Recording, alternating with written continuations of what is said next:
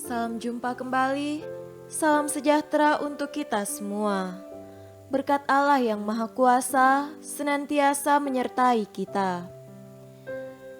Bapak, Ibu, saudara-saudariku yang terkasih dalam Tuhan kita Yesus Kristus, marilah kita mendengarkan dan merenungkan bacaan-bacaan kitab suci hari Kamis 19 November 2020. Bacaan pertama dari kitab Wahyu pasal 5 ayat 1 sampai 10. Maka aku melihat di tangan kanan Dia yang duduk di atas tahta itu sebuah gulungan kitab yang ditulisi sebelah dalam dan sebelah luarnya dan dimeterai dengan 7 meterai. Dan aku melihat seorang malaikat yang gagah yang berseru dengan suara nyaring, katanya, "Siapakah yang layak membuka gulungan kitab itu dan membuka meterai-meterainya?"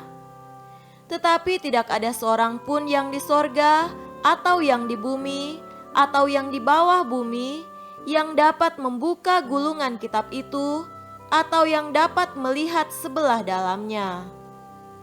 Maka menangislah aku dengan amat sedihnya, karena tidak ada seorang pun yang dianggap layak untuk membuka gulungan kitab itu ataupun melihat sebelah dalamnya. Lalu berkatalah seorang dari tua-tua itu kepadaku, "Jangan engkau menangis. Sesungguhnya singa dari suku Yehuda, yaitu tunas Daud, telah menang sehingga ia dapat membuka gulungan kitab itu dan membuka ketujuh meterainya."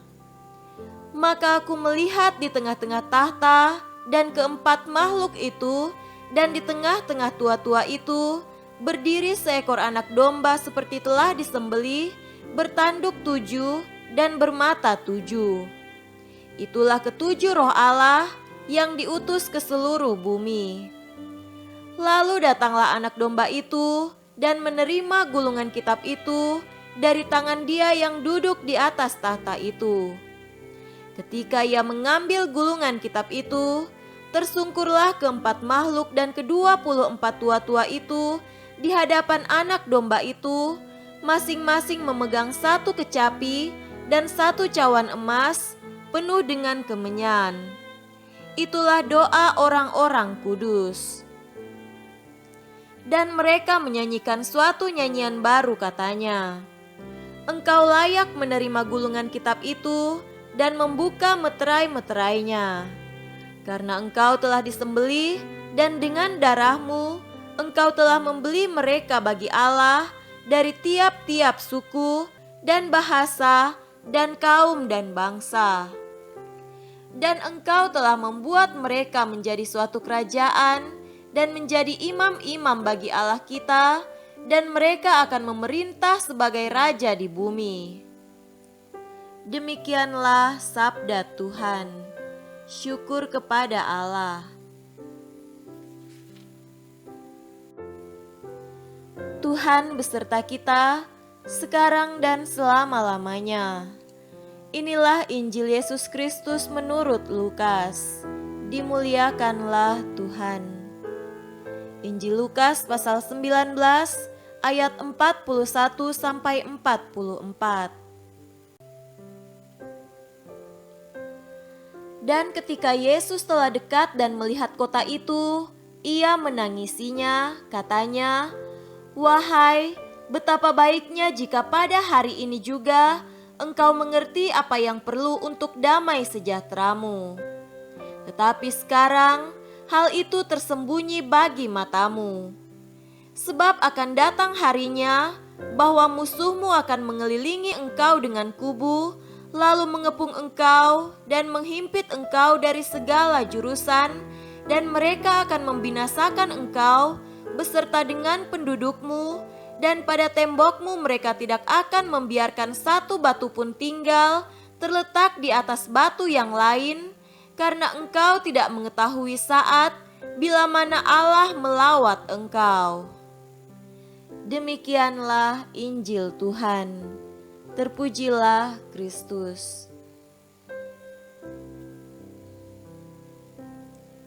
Saudara-saudariku yang terkasih dalam Tuhan kita Yesus Kristus, tema renungan kita pada hari ini adalah jangan tegar hati, dengarlah suara Tuhan.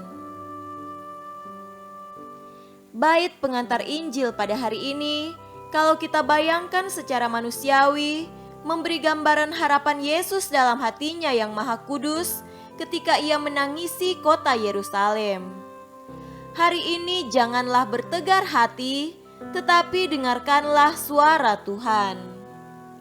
Atau dalam bahasa Injil Lukas, wahai Yerusalem, alangkah baiknya andaikan pada hari ini juga engkau mengerti apa yang perlu untuk damai sejahteramu. Tetapi sekarang hal itu tersembunyi bagi matamu. Saudara terkasih, ketegaran hati membuat Yerusalem tidak menerima dan menangkap seruan pengharapan akan keselamatan yang dibawa Yesus Sang Kristus. Janganlah menangis. Sesungguhnya singa dari suku Yehuda, yaitu tunas Daud, telah menang.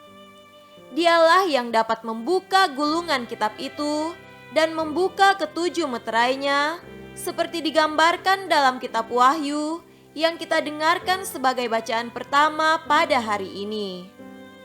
Ketegaran hati Yerusalem membuat Yesus menangisinya.